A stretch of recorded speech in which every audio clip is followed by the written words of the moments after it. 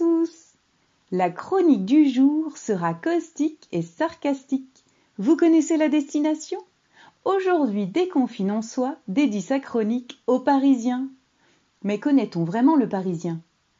Les Parisiens en France sont comme les Français dans le monde ou les Bretons dans l'univers.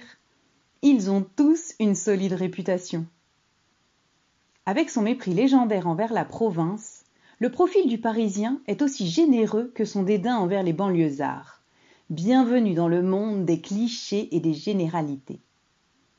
Si le Parisien était une annonce de rencontre, on pourrait lire « Parisien élégant à la tendance snob, très sportif, fumeur, riche et aussi stressé, paresseux autant que malpoli, ne sachant pas conduire, cherche, provincial sans ambition, ennuyeux et ne sachant pas s'amuser, inculte et de mauvais goût pour une rencontre à l'étranger. Et oui, car à l'étranger, les petites guéguerres de voisinage disparaissent pour une grande embrassade patriotique. Même le Parisien devient français quand il voyage. Notons les cas d'exception où les frontières locales se sont effacées face à la fraternité, comme en l'an 1998, où les livres d'histoire racontent l'ivresse et la joie qui rassembla tout le peuple français suite à un match de foot. Le cliché ne se limite pas aux Parisiens ou aux Français. Partout dans le monde, la différence avec l'inconnu suffit. Et répandre des généralités peut être plus contagieux que la grippe.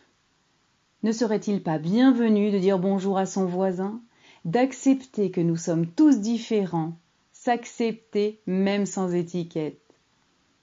Chacun s'attache à des croyances, des valeurs, des habitudes, chacun se nourrit de ses peurs. Et souvent on préférera se cacher derrière une phrase toute faite, une expression réductrice. Mais connaissons-nous la personne que l'on juge? Cet inconnu, quand on le rencontre, quand on échange, ne peut-on pas se trouver un point commun?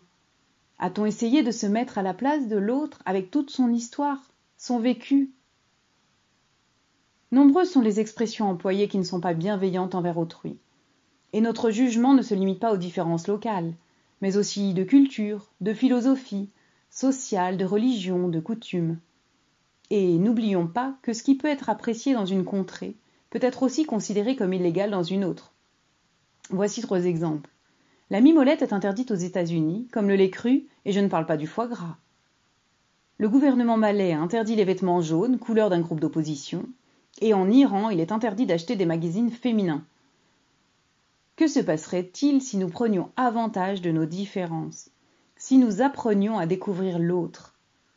Parce que le Parisien qui n'aime pas les bruits de la campagne et qui fait changer les horaires des cloches ne représente pas la majorité. Juger l'autre. Est-ce vraiment chez lui que ça me perturbe? Ou dans le miroir, je relève ce qui me perturbe en moi? Avant de critiquer ou dénigrer l'autre, ne devrais-je pas observer, écouter mes failles? Accepter les différences avec autrui et stopper le jugement est peut-être la clé de sérénité dans le monde. Essaye, tu verras. C'est presque plus vivable et ça attaque moins les cellules.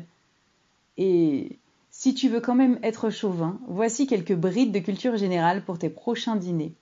Depuis 2012, il n'y a plus aucun panneau stop dans tout Paris. La rue la plus courte est la rue des Degrés avec son escalier de 5,75 m. Et tu peux aussi citer que Paris Intramuros n'est pas la plus grande ville francophone du monde. Je te laisse deviner quelle est-elle. Belle journée!